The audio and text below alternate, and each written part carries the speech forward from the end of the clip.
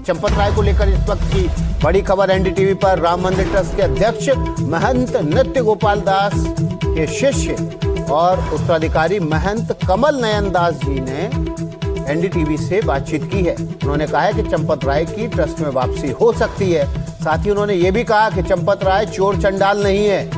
इस्तीफा स्वीकार तो कर लिया गया है, लेकिन जांच की फाइनल रिपोर्ट आने के बाद उन्हें वापस लिया जा सकता है। इस वक्त की बड़ी खबर, नृत्य गोपाल दास के शिष्य और उनके उत्तराधिकारी कमल नयन दास ने एनडीटीवी से बातचीत करते हुए कहा है कि चंपत राय की ट्रस्ट में वापसी हो सकती है। एसआईटी की पूरी रिपोर्ट आने के बाद वे फिर से ट्रस्ट में शामिल किए जा सकते हैं। राम मंदिर ट्रस्ट की बैठक हो चुकी है। इस ट्रस्ट की बैठक की अध्यक्षता महंत नृत्य गोपाल दास जी महाराज ने की थी। उनका स्वास्थ्य खराब है। उनके उत्तराधिकारी कमल नयन दास जी भी इस बैठक में थे। कमल नयन दास जी महाराज हमारे साथ हैं। महाराज जी, कल की बैठक में अहम फैसला हुआ, चंपत जी अनिल मिश्रा जी का इस्तीफा स्वीकार हो गया। ये इस्तीफा कितना ज़रूरी था? आपको लगता है कि ये इस्तीफा होना चाहिए?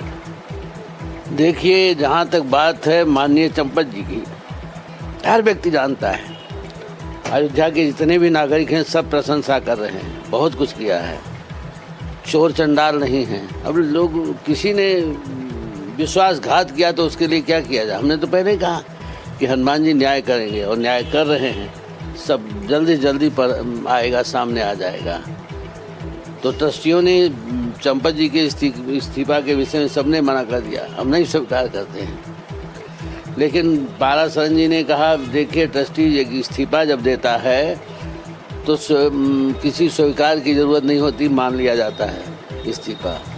इसलिए तत्काल कार्य देखने के लिए कृष्ण मोहन जी को बाहर दे दिया गया। यही मतलब ट्रस्ट नहीं चाहता था कि चंपत जी का इस्तीफा? ट्रस्ट ही नहीं, अयोध्या का कोई व्यक्ति नहीं चाहता। बैठक में ये हुआ कि चंपत जी का इस्तीफा स्वीकार ना हो? ना, सब एक स्वर से सभी कहते रहे, ऐसा नहीं होगा। उनके जाने से कितना नुकसान हो रहा है राम मंदिर ट्रस्ट को?